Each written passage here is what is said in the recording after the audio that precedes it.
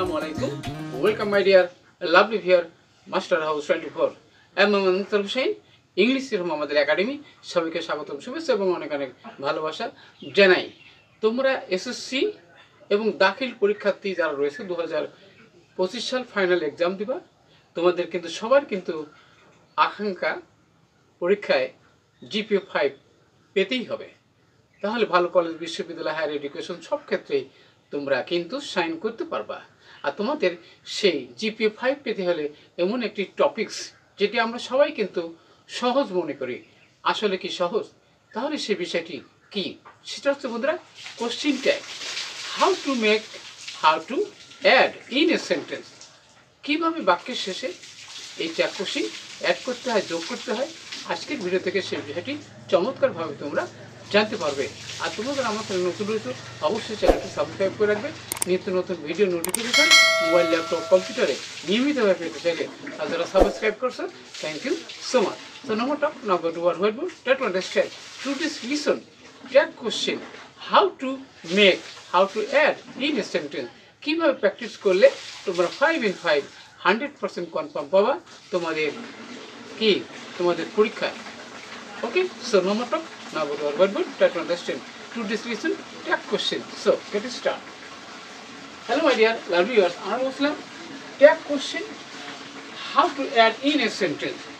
কিভাবে বাক্যের শেষে ট্যাগ কোশ্চেন বা শর্ট কোশ্চেন যেটা আমরা বলে থাকি, কিভাবে অ্যাড করতে হবে আর কিভাবে প্র্যাকটিস করলে 5 in 5 100% কনফার্ম হবে। অর্থাৎ প্র্যাকটিস ছাড়া কিন্তু কোনো কিছুই সম্ভব নয়, তাহলে অবশ্যই প্র্যাকটিস করতেই হবে। আমাদের এপিসোড হলো 70, অর্থাৎ 70তম ভিডিও। তোমরা যারা এসএসসি এবং দাখিল 2025 সাল ফাইনাল এক্সাম দেবা, পরীক্ষায় ভালো করার জন্য অবশ্যই টেনশন করতো।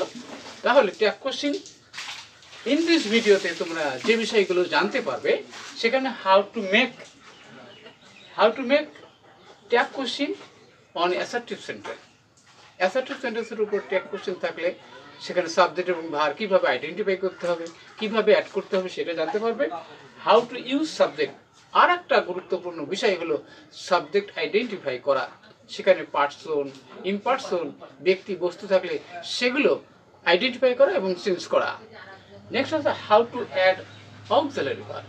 অক্সিলারি ভার্ব আরেকটা গুরুত্বপূর্ণ বিষয় যেটি আমরা অনেকেই আইডেন্টিফাই করতে পারি না, তাহলে অক্সিলারি ভার্ব ব্যবহার করার কিন্তু এখানে একটা গুরুত্বপূর্ণ বিষয় রয়েছে। How to identify negative word. সেন্টেন্সের মধ্যে অনেক সময় নেগেটিভ ওয়ার্ড থাকে, সেটা কিন্তু আইডেন্টিফাই করতে পারে না, যার কারণে আমরা হয়তো অনেকে মনে করি খুব সহজ, আসলে সহজ নয়। কি এবার হচ্ছে how to identify integrative sentence tag. Integrative সেন্টেন্সের উপর ট্যাগ কোশ্চেন থাকলে সেটি কিভাবে আমরা চেঞ্জ করতে পারি, অবশ্যই সঙ্গে থাকবে। প্রথমে দেখো বন্ধুরা, সেটা কি যে money is a must for our life. তাহলে অর্থ, টাকা আমাদের জীবনের জন্য আবশ্যক। তাহলে এখানে আমরা দেখতে পাচ্ছি যে মানি, তাহলে এখানে তার পরিবর্তে কি সাবজেক্ট হবে? ইট হবে, হি হবে, দে হবে, কোনটা হবে? তাহলে এখানে আমরা কি লিখবো? সাবজেক্ট আমরা ইট দিয়ে দেবো। এখন আমাদের দরকার কি, এখানে কিন্তু অক্সিলারি ভার্ব ইজ আসে, তাহলে এখানে আমরা কি দেবো? কি ইজেন্ট ইট আমরা ব্যবহার করবো, ইজেন্ট ইট। ওকে, তাহলে ইজেন্ট ইট আমরা পেয়ে গেলাম। নেক্সট হচ্ছে বন্ধুরা, one can do almost nothing without it. তাহলে এখানে কিন্তু কেউই, খুব কমই পারে কোনো কিছু করতে টাকা পয়সা ছাড়া। তাহলে সেন্টেন্সটা অ্যাফার্মেটিভ না নেগেটিভ আছে? তাহলে অবশ্যই বুঝতে হবে এখানে নাথিং রয়েছে। এবার সাবজেক্ট হলো কি, ওয়ান হবে না দে হবে? তাহলে আমরা এখানে কি করতে পারি, যে আমরা ওয়ান দিতে পারি অথবা আমরা কি দেও দিতে পারি। তাহলে একজন যদি হয়, কিন্তু সবার ক্ষেত্রে প্রযোজ্য বিষয়টা, তাহলে সেখানে আমরা দে দিতে পারি অথবা আমরা ওয়ানও দিতে পারি। এখন আমাদের মূল ভাব অক্সিলারি ভার্ব দরকার, তাহলে ক্যান এখানে আছে, তাহলে এখানে আমরা ক্যান দিয়ে দেবো। তাহলে can, okay, can one or they, তার মানে সেন্টেন্সটা নেগেটিভ আসে। তাহলে অবশ্যই বুঝতে হবে বিষয়টি। এবার but money can hardly bring happiness. কিন্তু এখানে আরেকটা বিষয় দেখো বন্ধুরা, যে মানি আছে, ঠিক আছে, ক্যান আছে এবং হার্ডলি কিন্তু নেগেটিভ বাচক শব্দ। তাহলে এখানে আমরা ক্যান দেবো, তাহলে ক্যান দেবো, ক্যান ইট হবে। এখানে হার্ডলি কিন্তু নেগেটিভ বাচক শব্দ, অবশ্যই বুঝতে হবে যে নেগেটিভ ওয়ার্ড কি আছে এবং সাবজেক্ট এবং ভার্ব, সেটা আইডেন্টিফাই করতে হবে। নেক্সট হচ্ছে what you need most to be happy is contentment.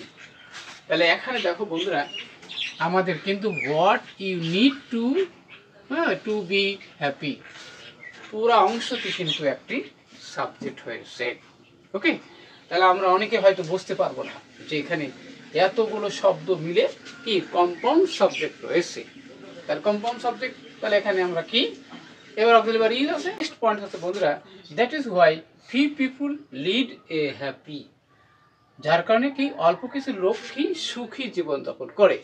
তাহলে এখানে কি ফিউ পিপুল রয়েছে নেগেটিভ অংশ, তাহলে আমরা কি দেবো এখানে সাবজেক্ট হিসেবে আমরা দিয়ে দেবো। আর এখানে আমাদের যে মূল ভার রয়েছে যেটি প্রেজেন্ট টেন্সে, তখন তাহলে আমাদের কি হবে, এবার আমাদের ডু হবে এবং নট হবে না। কেন? এই ফিউ আছে, ফিউ কিন্তু নেগেটিভ বাচক শব্দ।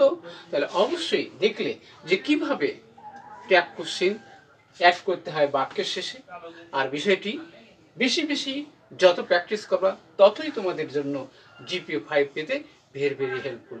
আজকের ভিডিওটি নিশ্চয়ই তোমাদের অনেক ভালো লেগেছে এবং কোথায় কোনো সমস্যা থাকলে কি বিষয়ে ভিডিও দেখতে চাও দ্রুত কমেন্টস করে জানিয়ে দেবো। সবার সাকসেসফুল জীবন কামনা করে এখানে বিদায় নিচ্ছি।